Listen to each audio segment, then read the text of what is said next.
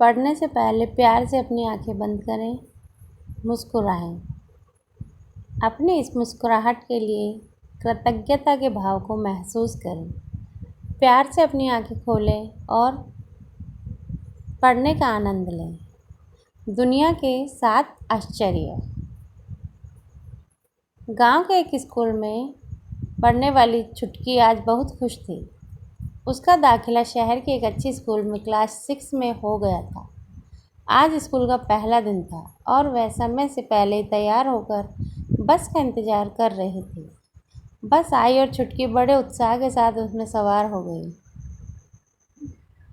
करीब 1 घंटे बाद जब बस स्कूल पहुंची तो सारे बच्चे उतर कर अपनी अपनी क्लास में जाने लगे। छुटकी भी बच्चों से पूछते हुए अपनी क्लास में पहुंची। क्लास के बच्चे गांव से आई इस लड़की को देखकर इसका मजाक उड़ाने लगे। शांत हो जाओ, टीचर बोली। चुप हो जाइए आप सब, यह छुटकी है और आज से ये आपके साथ ही पढ़ेगी। उसके बाद टीचर ने बच्चों को सरप्राइज टेस्ट के लिए तैयार होने को कह दिया। चलिए अपनी अपनी कॉपी निकालिए और जल्दी से दुनिया के 7 आश्चर्य लिख डालिए, टीचर ने निर्देश दिया। सभी बच्चे जल्दी जल्दी उत्तर लिखने लगे। छुटकी भी धीरे धीरे अपना उत्तर लिखने लगी।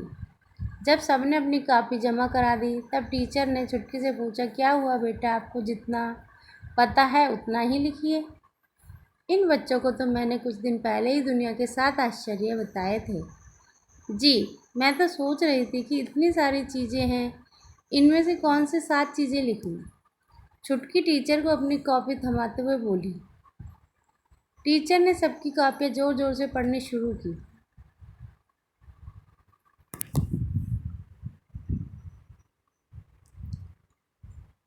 ज़्यादातर बच्चों ने अपने उत्तर सही दिए थे। Taj Mahal, Chichen Itza, Christ the Redeemer की प्रतिमा, कोलोसियम, चीन की विशाल दीवार, माचू पिच्चू, पेत्रा। टीचर खुश थी, बच्चों को उनका पढ़ाया याद था। बच्चे भी काफ़ी उत्साहित थे और एक दूसरे को बधाई दे रहे थे। अंत में टीचर ने छुटकी की कॉपी उठाई और उसका उत्तर भी सबके सामने पढ़ना शुरू किया। दुनिया के 7 आश्चर्य हैं: देख पाना, सुन पाना, किसी चीज़ को महसूस कर पाना, हंस पाना, प्रेम कर पाना, सोच पाना, दया कर पाना। और छुटकी के उत्तर सुन पूरी क्लास में सन्नाटा छा गया। टीचर भी अवाक खड़ी थी। आज गांव से आई एक बच्ची ने उन सभी को कुदरत के दिए उन अनमोल तोहफों का आभास करा दिया था जिनकी तरफ उन्होंने कभी ध्यान ही नहीं दिया था। सचमुच गहराई से सोचा जाए तो हमारी यह देखने, सुनने, सोचने, समझने जैसी शक्तियाँ किसी आश्चर्य से कम नहीं हैं। ऐसे में यह सोचकर दुखी होने के बजाय कि हमारे पास क्या नहीं है, हमें ईश्वर के दिए इन अनमोल तोहफ़ों के लिए कृतज्ञ होना चाहिए।